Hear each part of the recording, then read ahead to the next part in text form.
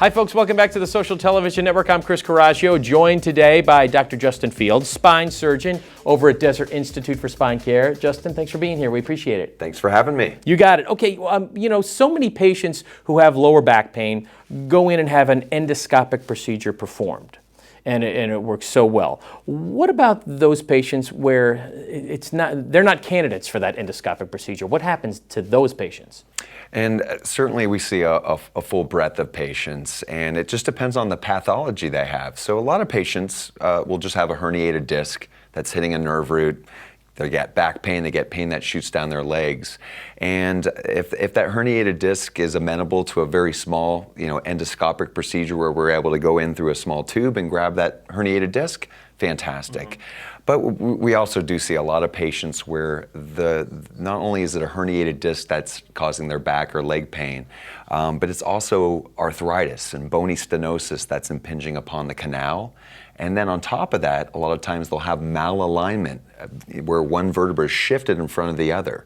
So even if you removed that herniated disc with a small procedure, they'd still go on to have maybe more instability and actually maybe even re-herniate again and need additional surgeries. So those patients, what's the route then? A fusion? Well, it can be. So there's a couple of different routes, and with the patients that have the instability along with the stenosis and pinching of the nerve roots, you do have to address both, or else they'll most likely be back. And that's important to explain to the patient that we could do a smaller procedure, but I see it being more successful if we added some sort of stabilization.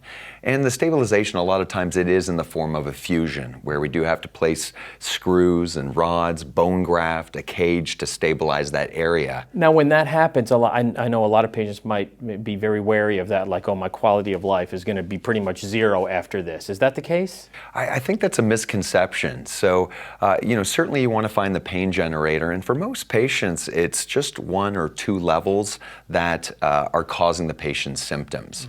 And so, I think patients that get 1 or 2 level surgeries do very well, and there's people in the UFC, MMA fighting, and police officers and firemen and women who do get multiple level fusions, whether it's in the neck or low back, and are back within a couple of months and able to perform all the activities they wanted.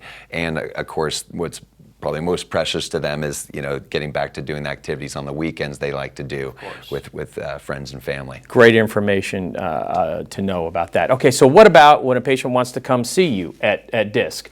How is that appointment set up? What's the process? It's pretty easy. I mean, we obviously have our website, sciatica.com, but you can either access that or just call the office, and you're always able to see myself or one of my partners, I think within 7 to 10 days.